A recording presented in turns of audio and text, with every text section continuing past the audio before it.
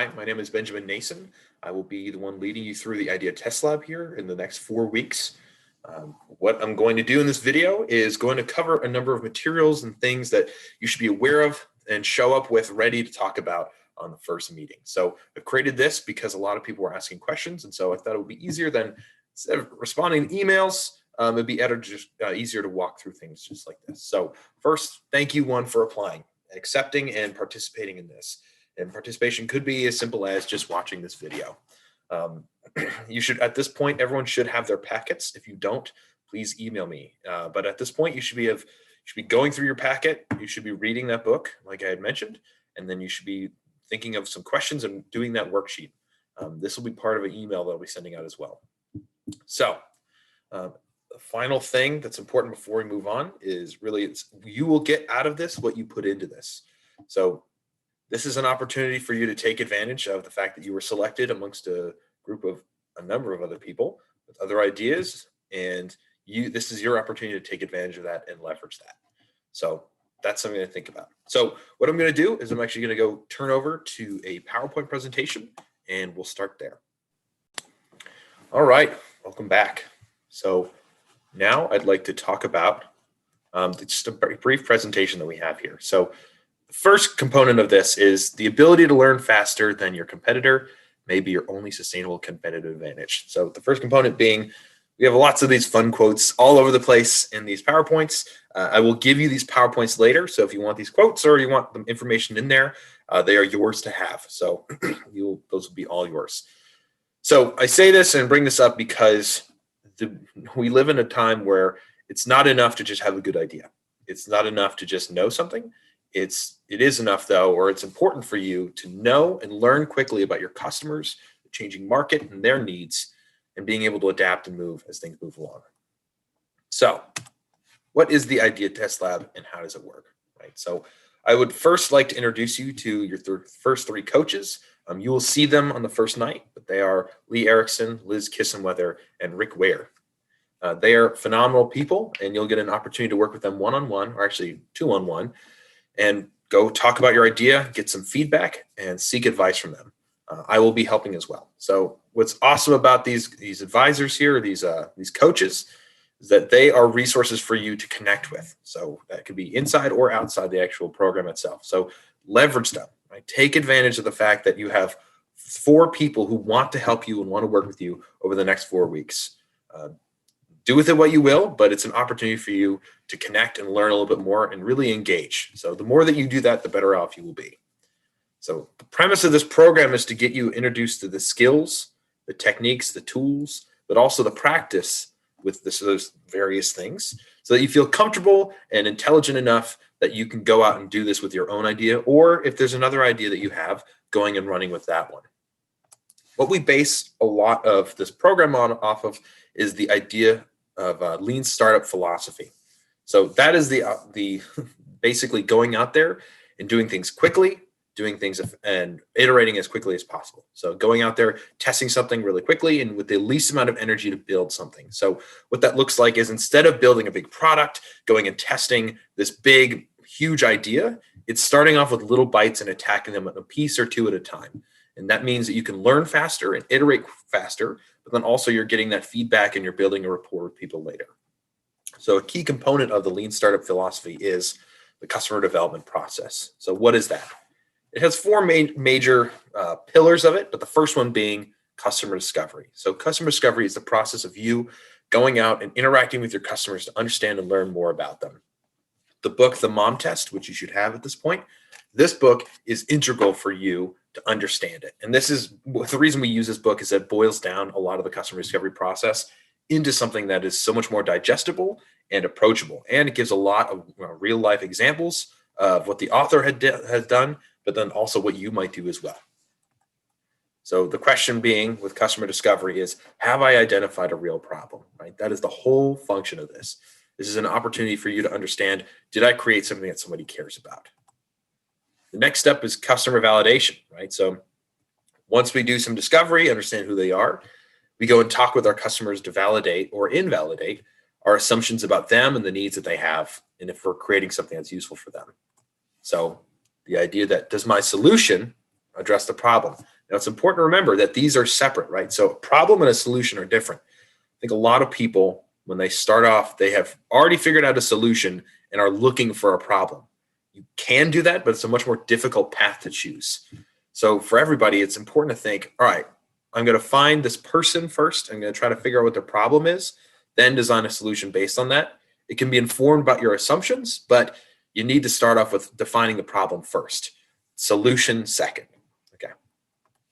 If you have both of those things, if you have a true problem and a solution that solves the problem, you have what we call product market fit, meaning that there's a match between the two and there's an opportunity for you to make business or make sales on that kind of thing. You're generating value for a customer.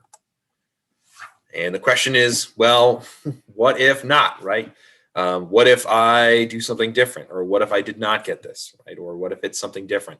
That's what we call pivoting, right? So this is taking the learnings that you have from taking your solution or your idea and basically pivoting, making an adjustment, adjusting slightly. Most companies that we work with are pretty close, actually. They have an assumption made about who their customer is, and it's oftentimes slight adjustments to either solution or the problem or their customer group that will help them navigate towards the right community that they're going to sell towards. So very few people get it done correctly right out the gate. You are likely in that camp, but that's okay. Most people fall within that. And pivoting is really important. That's a skill you need to learn, right? It does take you some humility to learn how to pivot well. This is all part of the customer search process, right? So searching for the customer, the problem, and the solution.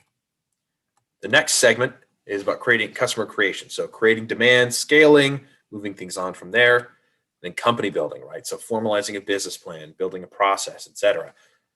This is part of execution, and we won't really talk about a lot of that at this point because the vast majority of the important stuff that we do is in customer development. It's important to remember that this might feel slow. It might not feel like you're, being as effective as you can be, or if you're a builder like I am, you might feel pressure to build something very, very quickly. But the reality is that the more time and the better you do this first part, the customer discovery process, the better able you are to build something and scale it faster later. So you're making this investment now. It might not be everything that you thought it would be, or hope that this program would provide. But this is really, really important. This is part of de-risking you for the future. So again, doing important and good customer discovery ahead of time will set you up for later success. So during this time, like I mentioned before, we're doing customer discovery. We're understanding about customers and the validation of the problem and solution. This is about developing hypotheses and basically how to generate awareness, understanding our customers, the channels that they use, and if we can deliver value to them. The first step is determining whether you've identified a real problem worth solving. You're not building a solution, just like I said before. The focus, again, should be on the problem and them as a customer, not the solution. So validated learning, figuring out where you're wrong, right? So validated learning is essentially going out there with a hypothesis and then testing it, essentially. So trying to find validation or invalidation. That is equally as valuable. Finding out where you're wrong is more useful. So think about this like a boat, right? You would want to know if you have holes in your boat because before you send it out to sea, because the sooner you find those holes, it means you can plug them or make adjustments before you go out. Versus the vast majority of people trying to start a business, what they do is they send their ship out there and it's full of holes because they haven't thought about it. They haven't talked to people. They don't really understand the market all that well. And so those ships sink, and that's a risk. So we want to take the risk away from you or reduce it at least. So great quote from Rice. So wrote The Lean Startup. What differentiates the success stories from failures is that the successful entrepreneurs had foresight, the ability, and the tools to discover which parts of their plans were working brilliantly and which were misguided and adapted their strategies accordingly, right? So what's important about this is they were able to figure out what was working and what was not working. One, differentiate them, and two, by identifying them, adjust accordingly, which is incredible, right? So you would, again, with the boat analogy, I hate to use it, but again, being able to fill those holes before you send out to sea. So what are the components of a validated hypothesis? So very much like a scientific method in some ways. Starting here, you have to start with a hypothesis. What is your thought? These are oftentimes assumptions that we have. What are the assumptions that we're making? Then from there, moving to the next step, which is designing experiments. So taking the time to think about how we're going to test this and figuring out what is it about it that would make this true or not true. then actually running the test, easier said than done sometimes. And then afterwards, and this is the most important part, most people forget this, is that is taking the time to actually process the data you've collected. Most people don't actually process the data they've collected, and they'll just say, oh, that felt good or didn't feel good, and move from there. Your emotions can be misleading, right? You may not have felt good, but you may have actually collected good data. Or even worse, you felt awesome about it, but you actually didn't get any good data. You got some invalidation of what your idea might have been, right? And again, it's iterative, right? Just like Lean Startup, this is an iterative process. So as you do something, as you discover more information, it'll likely come up with more questions or bring you more questions. And then you will likely want to discover what those questions or answers are. So kind of making it iterative. So we'll talk about what an ideal customer is. So part of this validated learning is that you have to make some assumptions of who this person is and understanding who this customer is. And there's four main components. One is the customer has a problem or the pain, right? So they know they have it, right? So I like using diabetes as an example, right? It's going to be very difficult for you to sell diabetes medication to someone who does not have diabetes, right? So they don't have that problem or that pain.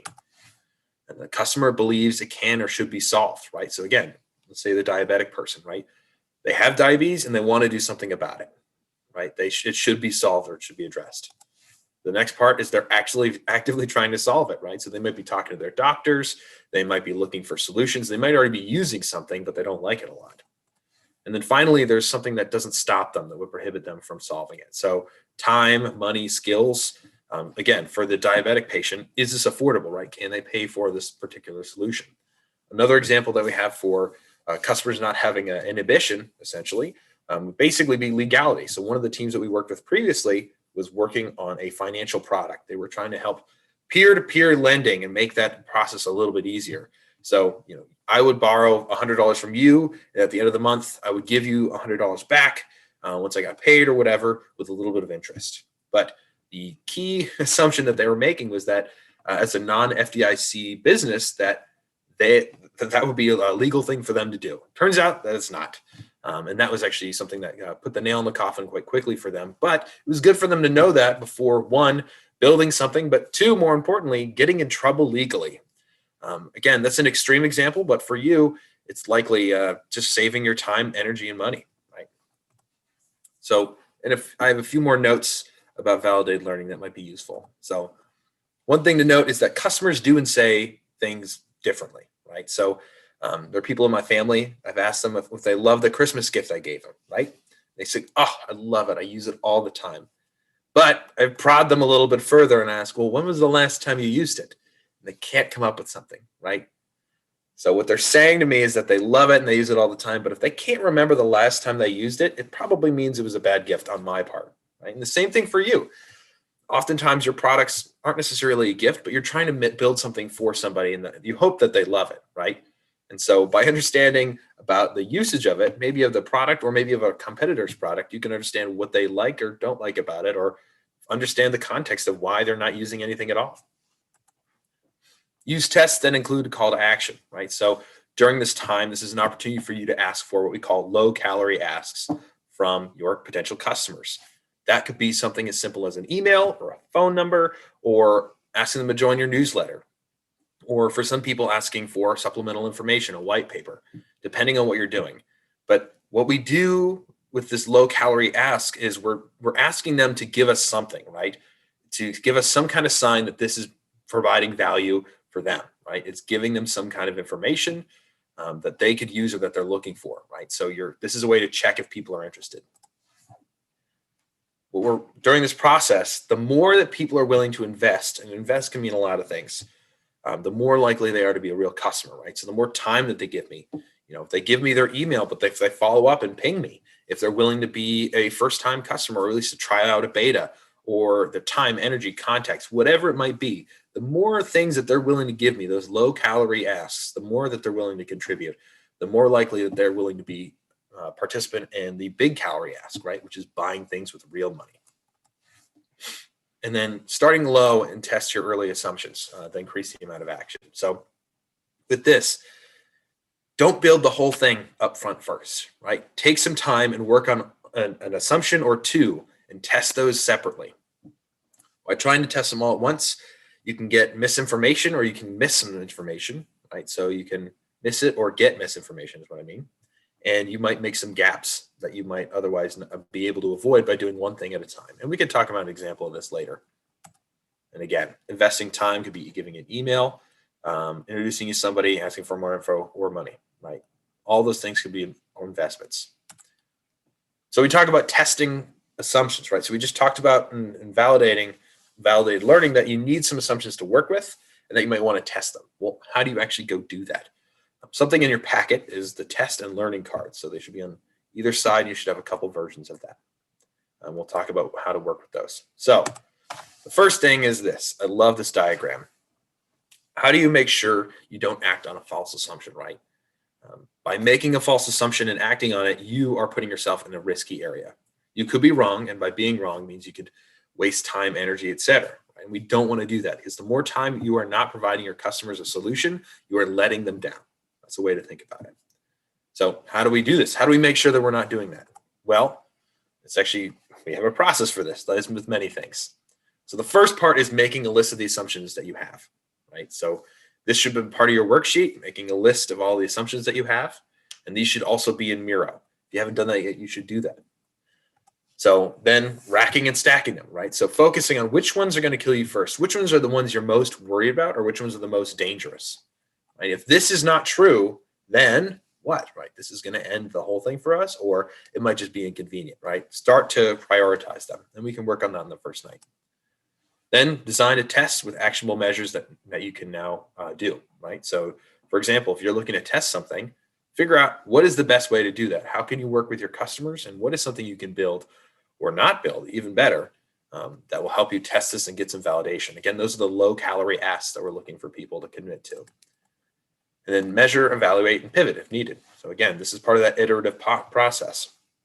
Looking back, taking the time to look at your data, and then processing it further to see if there's holes, if there's trends, or if there's new questions that you need to answer. So a great example of this whole process is Rent the Runway. So many of you may be aware of Rent the Runway, but I'm going to pretend like you don't, or you don't know what Rent the Runway is. So Rent the Runway is a company that their initial idea was to rent dresses online to women without a storefront or physical retail space. Right? That was kind of the idea. How can we take renting dresses from a physical place to an online idea? So what it is now, it's a company that rents designer dresses for 10% of the retail for about 4 to 8 days. Each dress includes a backup size at no additional cost. Prepaid addresses and packaging provide for rental dresses, right, and returning.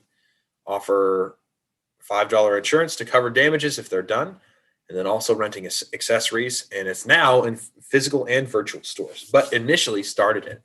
So the question that someone might have is, well, how did they come up with this particular list? Like, why 10%? Why 4 to 8 days? Why a backup size? And then why about insurance, right?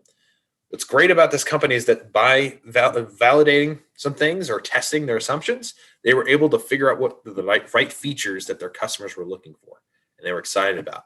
So the same thing might go for you. So this is what they did. So what they did was they basically went through, they made 4 major assumptions. So first one, upper middle class young women will rent designer dresses if it is available at 1/10 the cost of retail. And the second part was women who would rent dresses will return them in good condition. Maybe that was a question. Women will be willing to rent a dress without trying it on. And then women will be willing to rent without seeing it in person, right? So doing it completely online. So what they did was they broke it up into chunks. So in the first chunk, they focused on these 2 predominantly. Their first experiment was to get 130 dresses. What they did was they called up Diane von Faustenberg, so a very famous dress designer. And what they did was they got her to donate a series of dresses, which is incredible. And they advertised to Harvard undergrads, and they set a location. They put a pop-up tent, and they invited women to go. This is before their formal season was beginning, so women were looking for dresses. So it was about temporally designed. So they basically had people come, they could try on the dresses, and they could leave. Right? They could look at the dresses, but they could go move away with them. Right? The idea was like, would they be willing to rent dresses instead of buying them? So what they saw was that the results was 140 women came, 35% rented one, 51 of the 53 mailed them back in good condition, And then the learning was that many women didn't rent because they couldn't find one that they liked, right? So they couldn't find an opportunity or find a dress that they liked particularly. So women will be willing to rent a dress without trying it on. So experiment number 2, get more dresses, right, to address the first thing. So the first learning was that women didn't like the options that they had, so they got more dresses, more options. Then they went to a separate campus. So because the times are different, right? So Harvard had already done their formal time, and so now they were looking for someone else who had a different formal event season. They invited women again, but they had them look at the dresses, but they wouldn't let them try it on. So from that experiment, they had 55% of the women who rented a dress. And so they said, all right, that's awesome. But then they had some other learning, right? Women wouldn't rent dresses. They will rent dresses they can't try on. And they needed more sizes, and it increases the rented number, right? So by increasing the size opportunities or options, they saw that more people rented, which is great. And then finally, the third experiment that they had was basically, how do we make this thing fully online? So what they did was they took photos of each dress and put it into a PDF, a huge PDF. And then they got 1,000 women on an email list that they purchased, and they sent it to them in New York. They sent it out, hey, here's a thing. Check out all these dresses. Are you interested in renting one of these? And the results were that 5% of women looking for a special occasion dress were willing to try the service, right? So 5% of 1,000 was good enough for them. And that's something that you need to kind of be aware of, is understanding what those numbers are and what's meaningful for you. We'll be willing to rent dresses online based on a photo, but they had different things that they were nervous about. Some things that they learned later, one of them being that they were worried about damage. Well, they addressed that. Well, they addressed that by providing an insurance opportunity. So that was an additional revenue stream that they could leverage based on customer understanding that they could provide that, right? Customers were worried about damaging it. So here's an additional $5 that will allow for you to cover your dress should it get damaged in the condition and during your event, right? And that was an opportunity for them to make more money, but then also to make their customers a little bit more satisfied with their experience. So in your packets, you have received a test card. On this test card is a way to basically organize the things that we just talked about with Rent the Runway. So they basically followed all this. So they made a statement. We believe that. To verify that, we will measure if we are right. So the point of this card is to be able to help you organize and break down assumptions and testing them. So we believe, right? That is the major assumption, right? And there's an opportunity for you to circle the criticality of it. So how important is it? The first couple of ones that you do, they should be really critical, right? These should be crucial to your business model. To verify it, right? So what is the test? We will what? What are you going to do? Explain it, explain the cost. And again, how reliable is that data?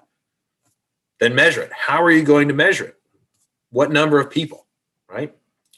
And then finally, we are right. So after a number of people that you get to participate in this, how do you know when you're right?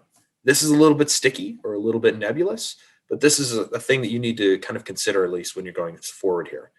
How many people do you think you need to make this work, right? What percentage? How many? If you talk to 10,000 people and only 5 participate, that might be hard if you're doing a B2C business. But if you're doing a B2B, 5 out of 1,000 might be enough because you're selling really expensive software or selling expensive something, right? So something to consider. The next thing is the learning card, right? So the learning card is on the other side, and this is an opportunity for you to break down the learnings that you have from your test. So we believe that, right? So we believe that, we observed, we learned, therefore we will blank. So again, this is to help you process the things that you learned by prodding questions. So we believe, right? That's your assumption that you wrote. What did you observe is the next step, right? What did you see? Write the notes about what people look like, what they said, what they heard, how do people interact, right? How overall did the experience work out? From that, we learned that what? What did you learn? For the Rent the Runway, they learned that people needed insurance to feel more comfortable, right? That was from talking with them. Therefore, what? For example, we will provide insurance. And I have a couple examples here. So for Rent the Runway, they believe that women will purchase designer dresses for one-time wear online without trying them on, right? And again, this should be matched across both cards. Then to verify that, we will invite 200 women to a retail location with dresses, but don't let them try it on. Awesome. What did they observe? Women ask questions about fitting and sizing. reported trying on dresses in multiple sizes in stores, right? So they talked about their experience. And measure, right? How did they measure it? Percent of women who rent. And what did they learn? Women, and then we are right if more than 40% rent. Great. What did they learn? Women are unsure exactly what size to order. So from that, they will ship a backup size for free with the order, right? Because women are nervous about ordering the wrong size and then being unfortunately caught in a conundrum when they're at a wedding or some kind of event that requires them to be in a nice dress. So again, this is how customer discovery can inform the way that you build new features for your product or your solution. This is another card, right? So instead of same deal, right? But a different test. So instead, they asked questions about what happened if the dress became stained or damaged. They were hesitant rents if there was a chance that they had to pay for it, right? These were expensive designer dresses. They were nervous that they'd have to cover the whole thing if it got damaged. So instead, they will provide insurance for an extra fee to cover the cost of replacing the dress. Awesome. Again, this is customer feature development based on your learning from customer discovery. So customer discovery, great. Well, how do I do all this, right? What the heck do I do? Is it as easy as just going out and telling people what I'm working on? Not that simple, but that's why we have this whole process. So it starts with gaining insights from people who have the problem, right? So it's going out there and talking with them, finding these people, finding the channels that they are and where they're hanging out. So how to not learn anything, but think you're learning tons, right? So what does that look like? Well, that looks something along the lines of starting with your solution, right? You're already opening up, telling them that you're starting something. Hey, I'm starting this company, or I'm thinking about doing something. By showing your vulnerability in there, people tend to think, one, you're lying to them, maybe, or you're selling something to them, or you're trying to take advantage of them in some capacity, and people will change their responses based accordingly. So if people think they're selling to you, they're going to try to turn you away as quickly as possible. If they think you're lying, they're not going to trust you, and they might give you wrong answers. Or if they think you're taking advantage of them in any capacity, they're going to feel a little bit more sticky about things, right? Or even if they're friends and family, they love you, but they're just trying to be supportive. If they know that you're working on something, they're going to tell you whatever answers they want you to hear, right? People want to be liked rather than be honest. So to circumvent that, we got to start asking different questions. And by talking about different questions, it's people ask world peace questions. So one of the great examples is Lee, one of the advisors, was in an airport and was approached by somebody, and the person said, "Hey, do you want every child to have a full belly and a warm bed to sleep in?" And the answer is always yes to that. The answer will always be yes. It's never no, right? Unless you're a total sociopath.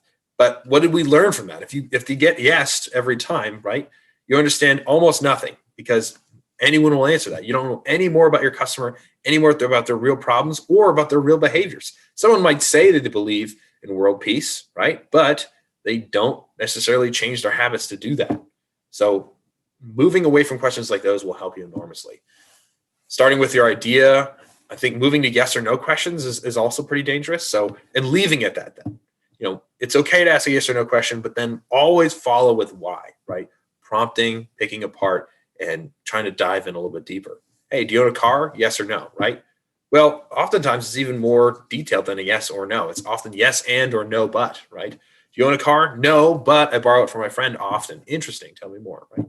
Or yes, I do have a car, but I never use it, right? But if you just say, do you own a car, and you get yes or no, and you walk away, you've left so much information on the table.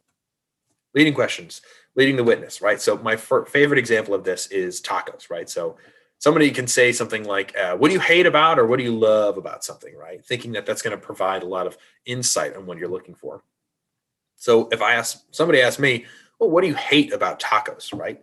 I might say, well, I guess that I hate that the shell breaks and it kind of makes a mess, right? And you might walk away and say, perfect, this guy hates tacos and the shell is the problem.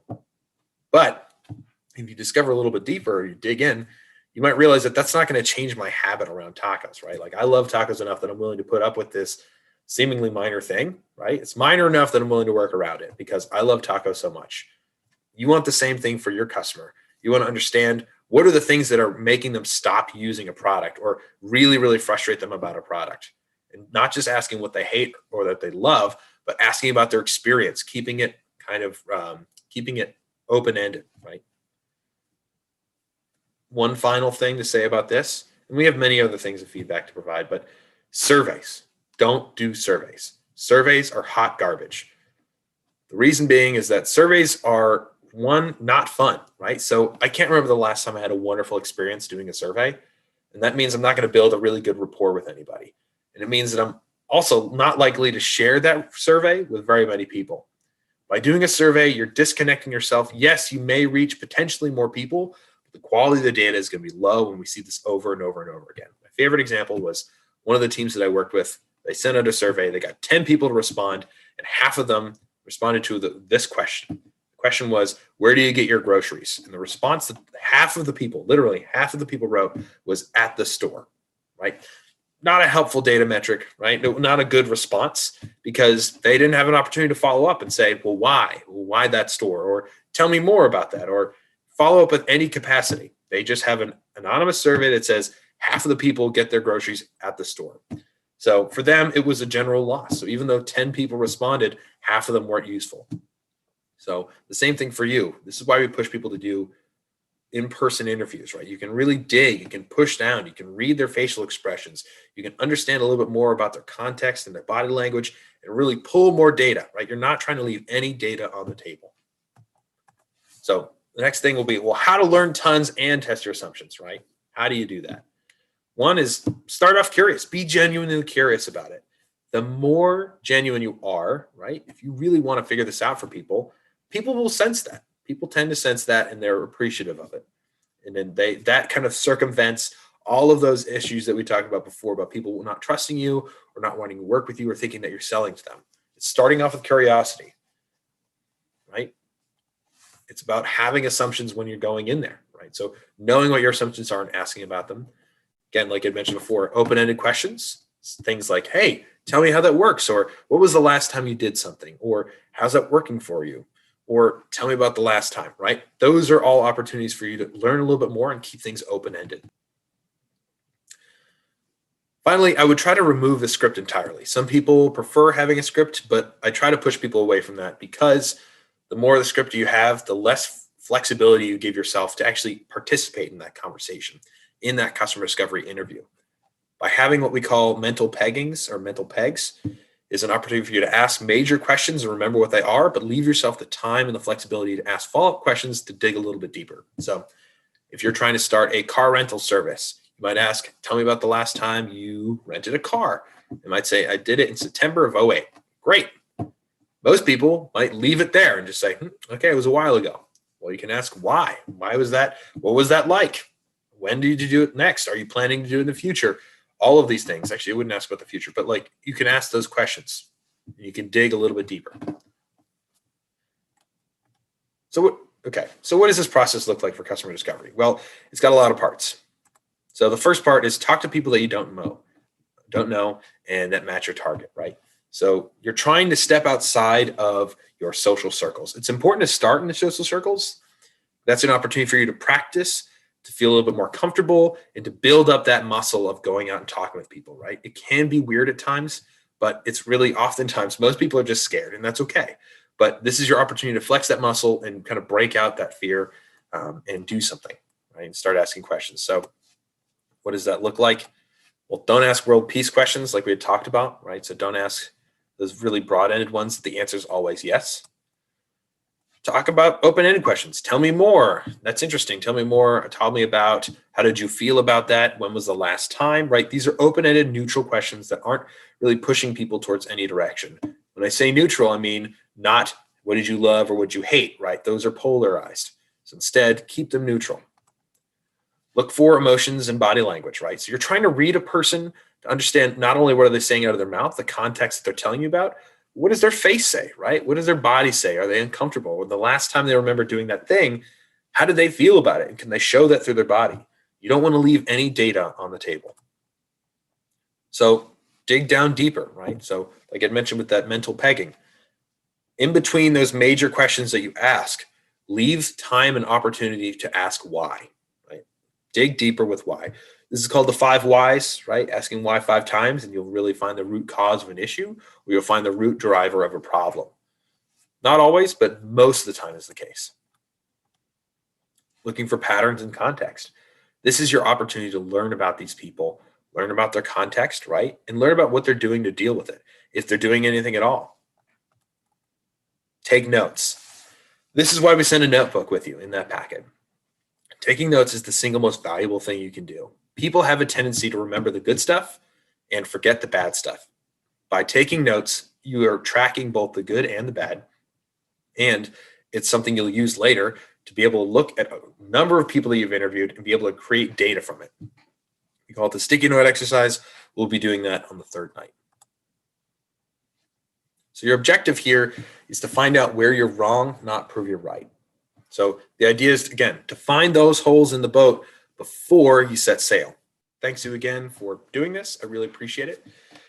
This is your opportunity to get the work done beforehand. So if you have any questions, you can show up on Tuesday night with questions that you might have that we can answer and we can talk about it and do in group discussion. This will also mean that when you're working with your advisors or your coaches, that your time will be best spent, right? You can ask really targeted questions and really get good advice on what to do next and what steps to take. So if you don't do the work ahead of time, we won't be able to spend as much time with you because you'll be too busy catching up. So again, take this opportunity, do the work ahead of time, and we'll see you on Tuesday. If you have any questions, feel free to email me. That can be found on the website. Or if you have any other questions for looking for supplemental material, the resource website is where to find all that. All right, thank you, and see you on Tuesday night.